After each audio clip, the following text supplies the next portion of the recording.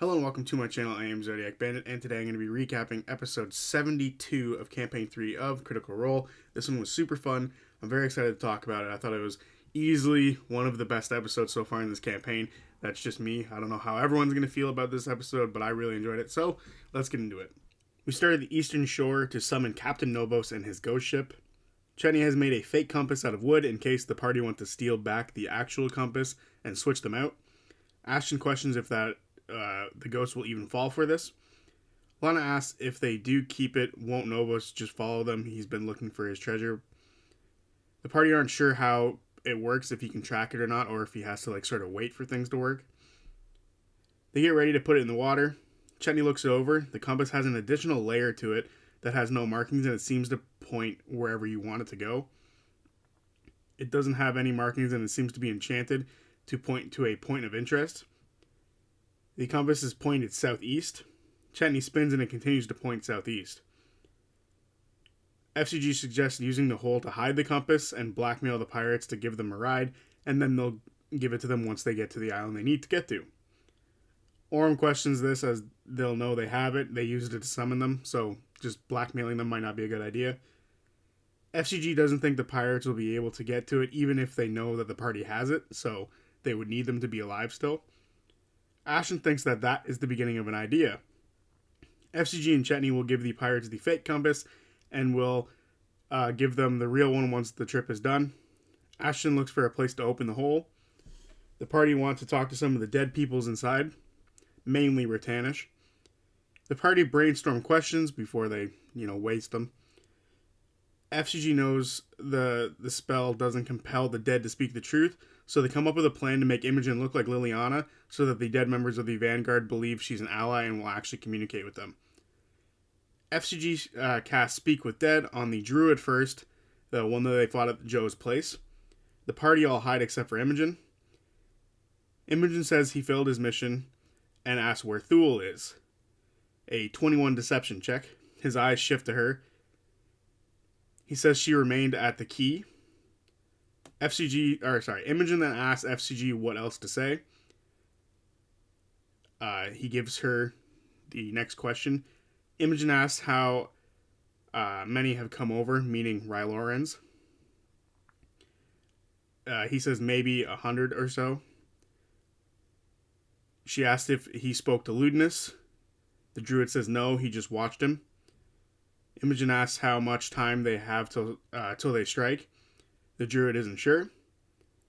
What is the organization's greatest threat? They've mentioned unity. Keep them scattered.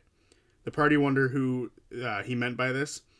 The gods, the army that's forming. I have a theory that they mean the party because they got super close to stopping them before. The party think they need to plan better questions for Rutanish. Imogen questions her disguise. Orm suggests saying that she was separated and needs to be brought up to speed on things. FCG casts Speak with Dead on Rutanish. His lungs fill with air. He looks at Imogen.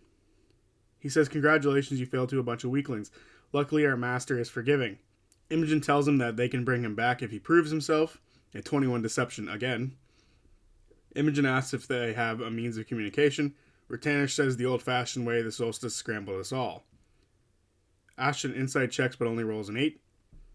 He sees the body of a dead man speaking and can't quite tell if he's lying. Imogen asks how they protect the entrances to the key. Rutanish says, we've moved men as requested and the moon folk have also kept an eye out. Imogen asks if he was in charge of keeping rebellions down. Not realizing that that's a full question, Rutanish says partially, and that's all he says. They have 2 questions left. Imogen asks, you can see I've been separated from our forces. Tell me about our entrances to the key. You have many tricks up your sleeve. The main pit entrance is easy otherwise. He stops. Imogen needs to make another deception roll, 14. He then says the other entrances were closed as a precaution. Insight 17 from Fern, and she gets a whisper. She tells Imogen in her head that he's not being truthful with her. Imogen uses Mage Hand to rip off his head so it's looking into her eyes. She then asks what happened to the wizard and the monk. He says probably dead. Imogen says, just like you, and then the spell ends and life leaves his eyes. He is then tossed into the water. Imogen thinks she did poorly, but the party tell her that she did great and they got lots of information out of it. Ashton then gets rid of the bodies and throws them all into the water. FCG asks if it's time to call the ghost ship. The party says yes. Imogen asks how they even step on a boat that's a ghost boat. Laudna thinks that the people are ghosts, but the ship might be real, but they aren't too sure. Orm asks if they want to rest before they call the ship. They choose just to go for it. Chetney then dips the compass into the water. Mist spills out from where it made contact with it. The normal fog off in the distance begin to move, or is pulled toward the shore, and it suddenly gets a lot colder. Orm rolls a perception check of 29. He hears nothing other than the waves crashing and the wind blowing. However, he sees a shadowed shape move within the fog. A massive ship emerges from the fog, moss hanging from it, masts with tattered sails, and they see figures moving around on the ship. FCG casts Enhance ability on Chetney. It's Eagle Splendor, so he has charisma bonus, or advantage on charisma checks. The ship stops, and 6 figures jump into the water, and then shortly thereafter, 4 more. Imogen casts Mage Armor. The figures walk through the waves. They're mostly skeletons with rotten flesh. Weapons at the ready. 10 approach the party. The party can hear a voice from the ship. Take it from them. Leave them bleeding. Whatever they have is ours. Time to roll initiative. Orm gets a 21. Ashley gets a 21, but Orm has a higher dexterity. Chetney gets a 17. Laudna gets a 15. Imogen gets a 10. FCG gets a 6. And Fern gets a 5. Orm is up. He bait and switches with Fern and gives her 5 bonus AC, and then moves up a bit to air slash some of the skeletons coming closer to them. He hits for a natural 20 on the first one, and on the second is a 17, which also hits. Sorry, the second is a 15, which also hits. He deals 22 damage total. The skeleton he hits looks heavily damaged. Orm says next. Ashton is up. They run up in rage, and they turn translucent. They then swing for a skeleton in front of them. Hits with a 27, deals 17 damage. They swing again and hit with a 15, dealing 22 more damage, and at this point the skeleton breaks into pieces. It seems to have been finished off. Ashton then falls into the water and appears next to FCG. Ashton says next. They hear, "Don't stop till you take what's mine," and a whirlpool starts within the water. Another voice is heard. "You heard the captain. Bring what he wants." This skeleton then takes out a pistol and shoots Chetney twice, missing the second, hitting the first, and dealing 9 cold damage. The party see the skeletons all have ice blue eyes, and the water crystallizes near them. Chetney is up. He casts Minor Illusion and tries to deceive the captain, but the captain rolls a natural 20 insight and says he leaves no survivors. Chetney then transforms into his werewolf form. Laudna is up. She takes her form of Dread and casts Fireball on the 8 skeletons closest to her group on the beach. All but one fail, killing all of them, except for the one who succeeded, obviously. And then in Shadowcant, Laudna says, "Are you sure you don't want to make a deal?" Persuasion check of 20, or natural 20 for a 24. They see a skeletal dwarf on the ship. He says, "Let's have a chat" to Laudna then, and then says to kill the rest. The captain is up. He holds his action and commands one of the skeletons to attack, and one rushes Imogen, who is over with Chetney, but misses both attacks. Imogen is up, and she casts Minute Meteor, and then pushes the skeleton in front of her back, and then throws 2 meteors at it, dealing 16 damage to the skeleton. She then runs up a rock that's behind her, and sort of takes position. There's a skeleton in the crow's nest. His bones are blackened. He aims a heavy crossbow at FCG and shoots the second shot at Chetney. FCG is hit with a crit, and the other does in fact hit Chetney. FCG takes 18 piercing damage and 36 cold damage. Chetney takes 10 damage total. At this point, the skeletons that were killed on the beach by the fireball reform and move towards the party, but their movement is halved, so a bunch of them have to dash up. They all move past Laudna, however. She doesn't swing for it as she doesn't want them to recognize her as an enemy. Two of them attack FCG, and two of them attack Ashen. FCG is hit once by the first one for 8 slashing damage, 1 cold damage, and the second one only hits once again, but it's a crit for 20 damage. Ashen is hit twice by his 2 skeletons that attack him for 15 damage total. Chetney is then attacked twice for 7 damage total, and Imogen is not hit once by the one that rushed her. FCG is up. They cast Turn Undead, and now any of the creatures here who are undead have to move away from FCG. The 6 skeletons near FCG turn, and Laudna is also turned as she is undead and within the range. FCG then moves 5 feet back. FCG then drinks a potion of healing, which only heals for 7 points. Fern is up. She casts Fire Shield, giving her self-resistance to cold damage, and then she tries to run towards Laudna, but is blocked by the skeletons.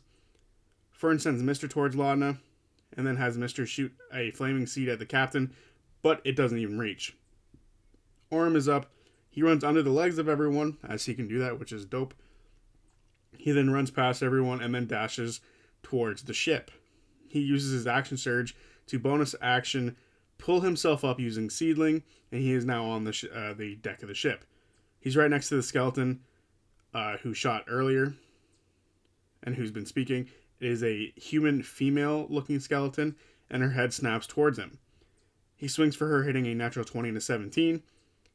He makes the first strike a goading attack, which deals 22 damage, and she fails the goading. He then deals 17 damage on the 7 attack and goes for a disarming attack, but she saves. Ashen makes an insight check and sees that Laudna is affected by the Turn Undead. Ashen makes his way over to her and palms her in the back of the head, and he hits and deals 8 damage. She is no longer under the control or the effects of Turn Undead. Laudna's turn. Laudna turns to FCG and hisses, and that ends Ashen's turn. The captain walks around and smiles at Orym. More water begins to whirlpool in front of the party. The female skeleton is up. She orders one of the skeletons to hit Imogen, and Imogen takes 9 cold damage. The female skeleton then attacks Orym, missing the first and then critting the second for 26 damage. Chetney is up. He runs for the ship and gets attacked by the skeleton near him. He takes 11 damage for it. He then dashes to the ship and begins to claw his way up. He's still within the water, however. Laudna is up. Laudna runs toward the ship. She swims between the 2 whirlpools, very risky. She dashes forward more, and she pretends to still be under the effects of Turn Undead. The captain holds his action and uses another command and tells the skeleton to attack Imogen. The skeleton, however, misses, and it's Imogen's turn. She casts Shock Flare, hitting the 2 skeletons in front of her. They fail and both take 12 damage, killing one of them. She then uses her bonus action to send 2 Minute Meteors into the skeleton that's still standing in front of her, killing them. She then climbs up more of the rocks away from the skeletons, but that's where Ashen left the hole and she didn't see it. She rolls a dexterity save and saves, and she catches herself from falling into it, but she chooses to hang down inside of it, giving her total cover. The sniper loads a crossbow bolt again and aims at FCG. He hits FCG with a 20, dealing 26 damage, knocking FCG out. The Turn Undead is still up. They took a second to figure out if they need to be conscious or not. They don't. The sniper then aims the second shot at Orym. However, with a 13, they miss. The skeletons then, that skeleton then jumps from mast to mast. The skeletons now reform and dash toward Imogen and fall into the hole, both take enough damage to die again on impact. The rest run into the water away from FCG as they turned them. The one that was fighting Chetney runs towards the bigger group of Fern, Ashen, and FCG, but can't attack as it had to dash. FCG is up and fails a death save. Fern is up. She casts Cure Wounds at first level on FCG, only healing for 8 hit points. She tells them to get up, and then she walks towards the boat, taking an attack of opportunity from the skeleton that ran up to her, but it misses. Mr. then moves toward Fern, and then he turns in flaming seeds the skeleton near FCG for 13 damage. Orym is up. He tries to pushing attack the female skeleton and hits, dealing 12 damage, but fails to push her off the boat. He tries again, but completely misses this time, and then Orym chooses the second wind. Ashton is up. He swings for the skeleton near FCG, so FCG doesn't take any more damage. They hit and deal 20 damage to the little skeleton. It's a small skeleton, killing it for now. They then sink into the ground and appear near the ship and do a wormhole strike on the sniper. Ashton hits for a 29, dealing 23 damage, and the sniper is pushed off the mast due to the effects of the attack. He slams onto the deck, and he takes 15 falling damage and is knocked prone. Ashton then moves back toward FCG just to be some cover. The captain then moves a whirlpool onto Fern and Mister. The female skeleton moves behind Orym and tries to shove Orym off the boat. He rolls a 20 acrobatics, which meets her 20 athletics check, so he saves. She then tries to stab him and rolls a 12, so she misses. She then uses what's known as captain's orders to help the sniper shoot true. Chetney is up, and at the start of his turn, he takes 10 cold damage from being in the water still. He then climbs up the side of the boat and runs up to the sniper who is prone and tries to take the crossbow. A 23 strength beats the strength of 21 from the sniper. Chetney now has the crossbow and tosses it into the water. He then tries to blood curse of bloated agony on the female skeleton fighting Orym, but they don't have blood. He then amplifies the blood curse using his own blood to make it work. Lana then swims up to the boat and she quicken spells to spider climb up the side of the boat and dashes. She says, "Let's talk." The captain asks what she wishes to discuss. She takes his hand and her chest opens up. She puts his hand inside of her. She tries to convince him they are the same and they can work together. But she rolls a low persuasion check and he pulls his hand out and he says he chose this life and asks what she has to offer other than the compass. The captain is up and uses his turn to continue the conversation, letting Lana talk again. She casts silent illusion and makes the compass and then makes it change into Chetney's new cursed sword. She thinks it'll fit his aesthetic. The captain takes out his sword and asks what's so special about their cursed sword. Persuasion check of 18. She says it imbues him with the strength of 100 holy men and can grant him radiant abilities, the same one that caused his men to flee. He asks to see the blade. Imogen is up. She peeks out of the hole and then she steps out, as it is completely safe for her to do so. She then twin spells a psychic lance on the sniper and the female skeleton on the ship. They both fail, taking 29 damage, and are incapacitated till Imogen's next turn. They both fall to the ground, dead for now, however. It is then the sniper's turn, who reforms instantly, but can't do anything as they are still incapacitated. The crew of skeletons is up, and they keep running as they are still turned. The skeletons in the hole get up and chase after Imogen, but can't do anything because they had to dash. The one near Ashton and FCG gets up and attacks FCG. It misses its first attack, and then hits the second for 9 damage, and FCG is KO'd again. FCG is up and they need to make a death save. Sam takes out his gas can that he's been using as a drink holder or his cup for this campaign, and it's secretly been a dice tower all along, and he uses it to roll a death save. However, it's a 6, so he fails the death save. That is the greatest, worst dice tower ever.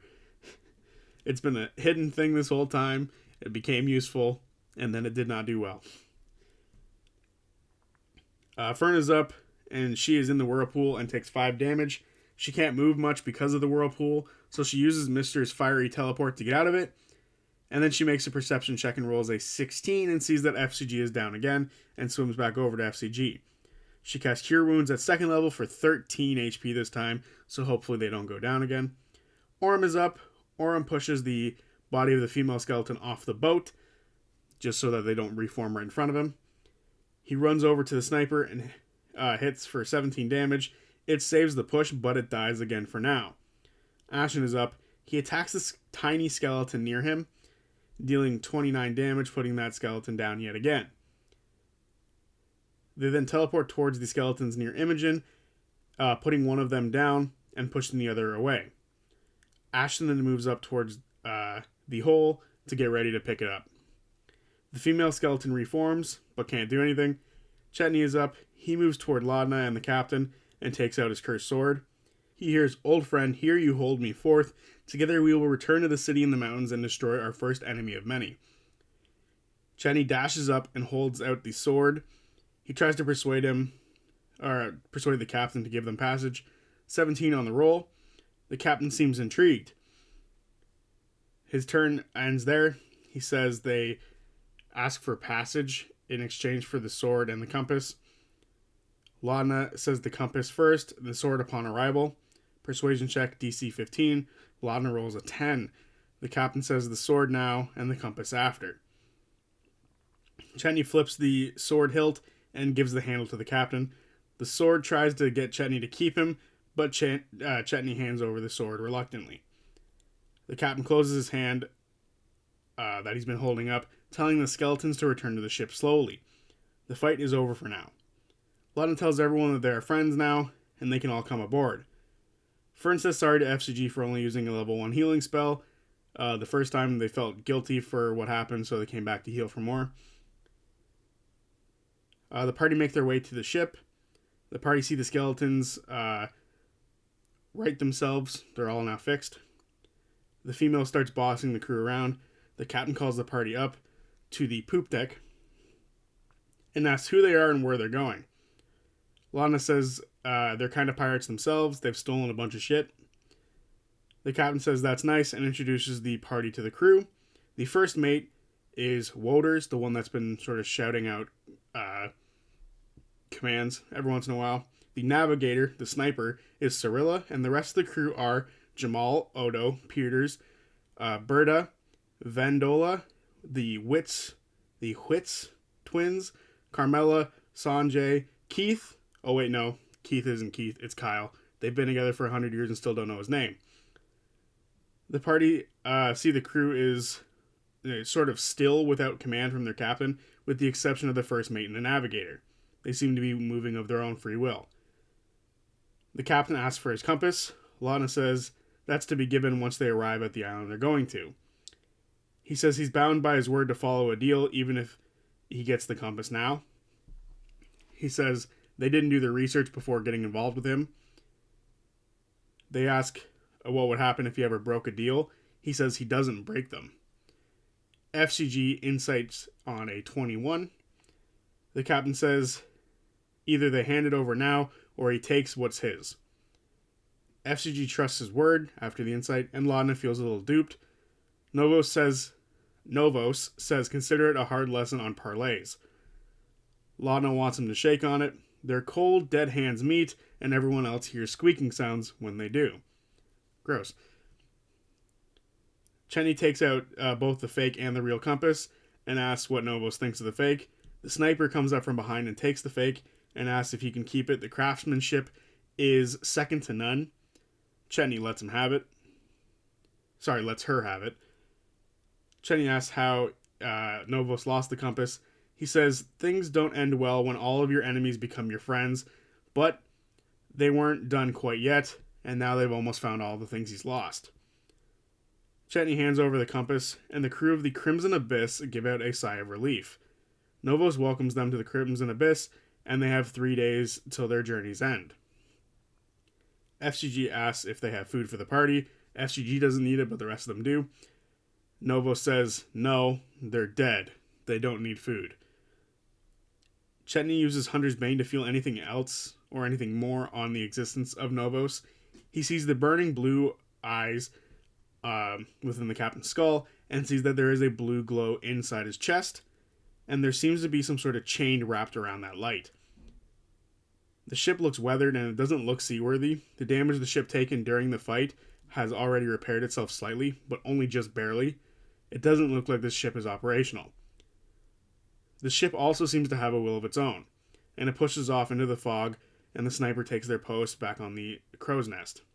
The rest of the crew go below. Nova says it'll be interesting having new blood on the ship. Orm asks where they can go on the ship. Nova says the only place they can't go is his quarters, and it's the only room with double doors on the ship. Fern asks when he died. He says decades ago, and it's been more fun since he died. He enjoys it for now, but thinks that eventually he'll get over it. Lana asks where the compass points to. He doesn't answer. He's very private. Ashen asks if they know what's been going on outside of the Shattered Teeth. He doesn't. Lana asks about the Strife Emperor, which he claimed to have followed during the fight. Religion check of 21 from Chetney. The Strife Emperor is a betrayer god of conquest and tyranny. He says if you're going to pray to something on these dark waters, might as well be him. The party say the gods might not be around much longer. What if his god goes away? He doesn't know. They offer to help him find some of his stuff that he's been looking for on land. He says he doesn't accept it. He's good at finding things on his own. He says he's going to go take a moment to himself and then says to himself, I know, let's talk to the sword, which I feel like they might have just created like a campaign 4 villain. That would be sick. The party asks how Chetney is doing giving up his sword. He says he feels okay with it. It was a good choice to help them get to where they are now. The party want to identify the boots that they got earlier, but FCG has unattuned to the identify lens because he wanted to identify it, or sorry, they wanted to attune to the staff. The party don't need to teleport for a few days, so he unattunes from the staff and they reattune to the lens. The boots are simply boots of speed. Both Chetney and Ashen want it. They do rollies for it. They do best of 3. Chetney gets a 15, Ashen gets a 17, 1-0 Ashen. Round 2. Ashen rolls a natural 20, so he wins. Ashen gets the boots, but Ashen is willing to trade Chetney the boots for something that they have already. Meanwhile, Fern asks what time of day it is. It seems to be about mid-afternoon. The fog is thicker around the ship. They can't see where they're going or anything around them. Chetney looks down to the water to see if it's acting strange with any of the life around them, or if the boat is acting strange to anything around them. He sees most things tend to avoid the ship, which makes sense. Ashen and Chetney come to an agreement to trade Chetney's ring for these boots of speed. I am not sure what this ring does, so if someone does know, let me know. Ashen sees the navigators up in the crow's nest. FCG suggests the idea of asking for a map of the Shattered Teeth, but Ashen doesn't think they'll get anything from them. The party wonder if the ship is something that Novus got back after death, much like the compass. Ashen goes up to the crow's nest. He sees the navigator there. They're looking through a spyglass, somewhat ignoring Ashen. Ashen then taps on their own eye. Ashen is missing an eye, by the way. Kind of. I don't know if it's actually missing or if it's just glazed over. And asks how the navigator got theirs. They only have one blue flame in their eye. She carved it out to make a point that she's the best navigator. Ashen says they weren't given much and it made them very angry. Surla says it's good to be angry. Ashen asks if they've ever felt robbed. She looks down at the ship. Ashen says they had their first meeting with the god and they didn't like him, and he plans to not like them back. Ashen says that whatever cursed this boat might be gone soon. The red moon, something is coming. Surla says it's been a while since she's seen it. The crew hasn't noticed. Ashen says to think about what she was before she was a skeleton, and then climbs down. The other party members go below deck, and it's super cold down here. They hear a violin playing as soon as they hit the second deck. And they see a bunch of the crew is down here. One of the crew members is playing the violin. In one of the bunks is a pile of bones. That's apparently how the skeletons sleep, which is fucking great. Orm wonders if it's warmer in the hole than down here. The crew seems normal outside of the fact that they're skeletons. Chetney asks the crew what the captain likes. The crew turn and look at him. Burnda, one of the crew, looks to him and says that the captain is looking for his things and that's what he likes. Chetney says that makes sense and thanks him for the lift. Burnda says that the captain also likes manners, so he'll appreciate that. Fern asks where they're all from. Another one of the crew leans forward and says that some of them are from Wildmount and they forget where most of them are from. Orm asks about the Witt twins. They look over at a table and see a collection of random things that serve as payment for games, and there are two dwarves that look identical looking at the party. They ask them if they ever get bored of just playing card games. The two twins say no in unison. Lana asks if the captain shares what they find because playing with random shit seems boring.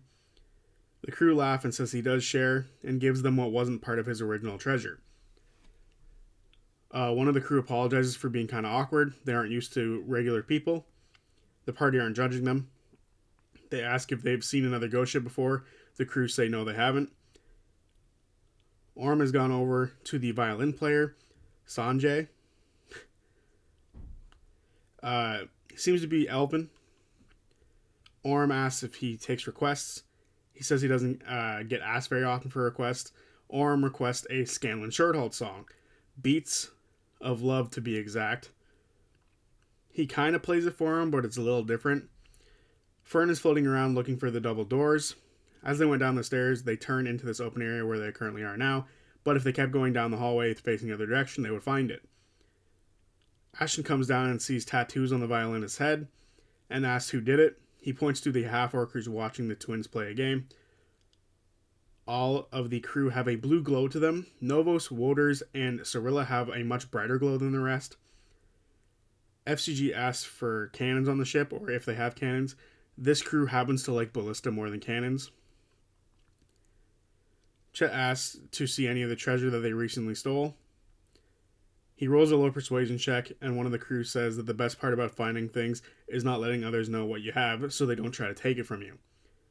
FCG says Fern is a good pickpocket, which kind of irritates Fern a little bit because that could be, threatening. And suggests they have a thief off over the next little bit. The crew says Odo is their best pickpocket, and Fern is willing to give it a go. The party then tell the crew that they've come up with their own dice game, Rollies. The crew asks where they learned it, and the party says they came up with it. The crew asks for more info on the game. Imogen shows them how it works, and she rolls off against one of the crew members. She rolls a 16, they roll a 1. She then says that they have to tell her a secret. He says double or nothing. They roll a 2, and Imogen rolls a 3. She wants to know a secret. He says triple or nothing, but Imogen and the other crew members stop him as she wants a secret. He says that he used to be allergic to cats when he was alive. He then looks at her and says roll again. This time Imogen loses and he wants a secret. She gave him a secret in response that is completely BS, and then he says rollies. Ashton looks at the half-orc and sees that she is frustrated that people aren't watching the card game anymore. Ashton walks over and tries to look at the cards that the twins are playing with, but unfortunately doesn't see their hands. The game they are playing is similar to the game they played in EOS, one of the card games. Imogen and the skeleton roll the same roll in rollies. He asks what happens now. Imogen says he has to find a new player. He looks at Chet and says, you, and this is where the session ends. And there you have it, episode 72 of Campaign 3 of Critical Role. I fucking enjoyed this episode way too much. I really enjoy pirates and all that kind of stuff. Some of my favorite movies are the Pirates of the Caribbean franchise. My favorite anime and my favorite manga is One Piece, so I'm very much into the pirate thing. Ford is my favorite Critical Role character, so the minute you pull pirates in, you sucker me in completely and utterly. I'm entranced, I love this shit. I love pirates, and Ghost Pirates is even cooler, so very much into this, and I very much enjoyed it. I like this colorful crew. You would think that they would be a little bit more drab and depressing, but they seem pretty chill. They seem pretty fun. I'm excited to see maybe like a full episode of travel with these guys and maybe some ship combat and have some fun on the open seas, because I missed that part of campaign 2 and I'm very excited to potentially see it here. And overall, I really enjoyed this episode. We got to learn a lot about what's going on at the dig site from Ratanish and the Druid. We got to learn that there's about 100 Lyorans running around, which is really fun. And we also got to learn that even in death, you can sort of perceive things and sort of keep things to yourself, which is kind of interesting about that spell, that it's not like a total win for like trying to get information, which I really liked. But the party went about it really cool with the whole Liliana thing. So I very much enjoyed this episode. There's a lot of good stuff. We learned a ton about what's happening at the dig site and what's happening with certain people involved. And we learned that not everyone seems to be privy to Ludinus's ear, which is kind of interesting. So yeah, very intrigued on where this is going next, and very excited for the next couple episodes coming up, because hopefully it's ship combat stuff, and that'll be a lot of fun. And learning about Novos is going to be cool, and potentially him being like a campaign 4 villain with the fucking sword would be sick. But who knows? I highly doubt it. I get the feeling that Novos might turn on them at some point because of the sword now, which might be, to the detriment of them trying to travel, because what happens if Novos dies? Does the ship no longer work? Who knows? Anyway, super fun. Very excited to see what's happening next. And I will see you guys on Tuesday for whatever video I choose to make next. Peace.